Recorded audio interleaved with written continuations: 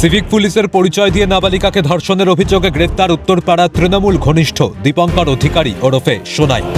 Police ও স্থানীয় সূত্রে খবর, বৃহস্পতিবার সন্ধে বছর 16 নাবালিকা তার এক বন্ধুর সঙ্গে বন্ধ হিন্দ মোটর কারখানার ভিতরে যায়। সেখানে অভিযুক্ত দীপঙ্করের সঙ্গে ছিল আরও 2 যুবক। নিজেকে সিভিক পুলিশের পরিচয় দিয়ে অভিযুক্ত তৃণমূল নেতা নাবালিকার বন্ধুকে সরিয়ে নিয়ে যেতে বলে তার 2 বন্ধুকে। এরপর একটি পরিত্যক্ত জায়গায় ওই নাবালিকাকে নিয়ে যায় অভিযুক্ত। সেখানেই ধর্ষণের অভিযোগ ওঠে। মেয়েটি আমি জিজ্ঞেস করলাম, তুই কাউকে চিনতে পেরেছিস? আপনি মেয়েটাকে জিজ্ঞেস করেছিলেন? হ্যাঁ, মেয়েটা এটা বলছে। মেয়েটি বলার পর এটাকে আমি তিনজনে মিলে অত্যাচার করেছে। অত্যাচার করি। তিনজনে মিলে কি করেছে? রেপ করছি। হ্যাঁ, রেপ। আচ্ছা। তো ওটা মনে বললাম যে তুই কাউকে চিনতে পেরেছিস? তখন বলছে না, চিনতে কাউকে পাইনি, আমি দেখতে কেমন। তখন বলছে একজন আছে একটু মোটা করে কালো করে, মোটা কালো।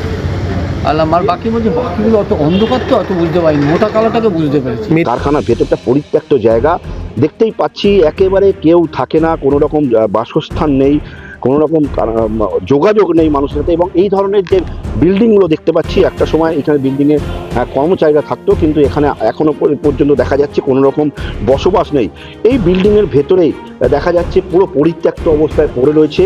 এবং অনুমান করা যাচ্ছে যে এই যে দীপঙ্কর অধিকারী অরূপে যে সোনাই, সে এই কারখানার ভেতরে এই গণধর্ষণের ঘটনা ঘটিয়েছে। অর্থাৎ তার সাথে আরও যে 2জন বন্ধু, তার সাথে তারা এসেছিল ঠিক এই রকম কোনো একটা জায়গায়। অর্থাৎ এই ধরনের যে ঘরগুলো রয়েছে পরিত্যক্ত অবস্থায়, তাকে নিয়ে আসা হয় 18 বছরের সেই নাবালিকাকে এবং তাকে ধর্ষণ করা হয়।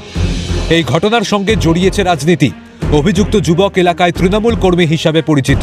শাসক দলের বিভিন্ন অনুষ্ঠানে তাকে দেখা গিয়েছে। যদিও তৃণমূলের দাবি দলের সঙ্গে কোনো সম্পর্ক নেই দীপঙ্কর অধিকারী।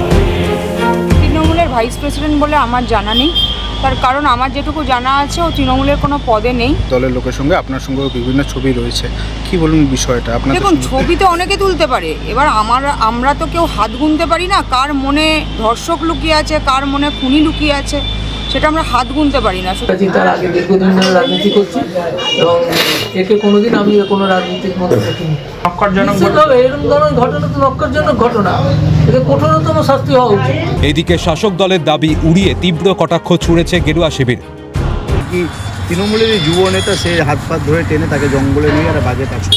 সেটা হতেই পারে। তৃণমূল তো এখন তৃণমূলের নেত্রী কালকে দেখলেন আপনার একটা কারখানা, একটা কোম্পানিতে, প্রাইভেট কোম্পানিতে রেড হচ্ছে, যেখানে দিদি গিয়ে সিএম কে ওখান থেকে ফাইল নিয়ে চলে আসছেন। কালকে দেখবেন এই ছেলেটাকে গিয়ে জেল থেকে কোনো টিএমসি নেতা বের করে চলে আসছে। এটা তো স্বাভাবিক ঘটনা।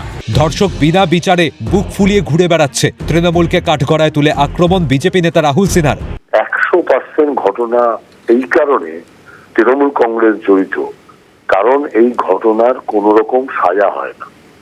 আর সব ক্ষেত্রে দেখা যাচ্ছে মুখ্যমন্ত্রী ধর্ষণকারীকেই দোষারোপ করেছেন, তার দিকেই আঙুল তুলেছেন, আর ধর্ষক একদম বিনা বিচারে বুক ফুলিয়ে ঘুরে বেড়াচ্ছে।